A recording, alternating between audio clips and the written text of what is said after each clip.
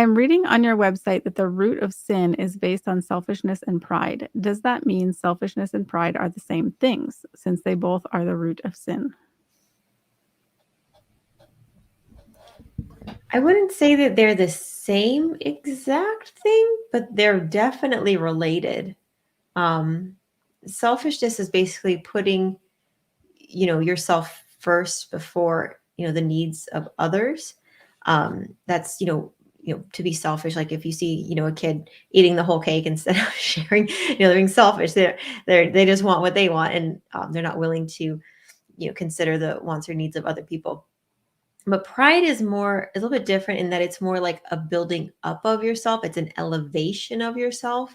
And it is definitely selfish, but it's more the focus on self to glorify, not to gratify. I think that would be the difference. Like selfishness is to gratify your desires, but pride is more to glorify yourself, as in like who you are as a person, trying to be powerful or infamous and that sort of a thing. And so more like, fulfilling that desire, which of course is selfish in nature.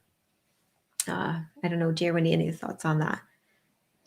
The way I look at it, like pride is on a spectrum where on one end is humbleness and on the other end is the pride. And I totally agree with what you said, Tina. Sure. And then selfishness, on one end there's selfishness, and then on the opposite end would be being other-centered, self-sacrificing, and these sorts of things. So there are different spectrums dealing with different things, but they're extremely related. Both are aspects of sin and contributors and causes of sin. I mean, I've come to understand that sin is the polar opposite of love, and love is the opposite of sin. And when you understand that, when you're not loving people, now you are being selfish, you have pride, or those are manifestations of not loving people.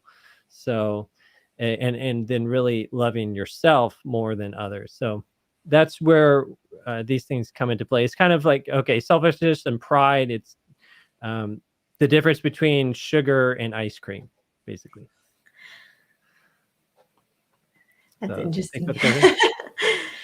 No, that's true. And I think you're right. There is a spectrum. It's like a scale, like there's levels of it. And definitely Satan is the farthest end of pride. And that was what caused him to fall. So, yeah.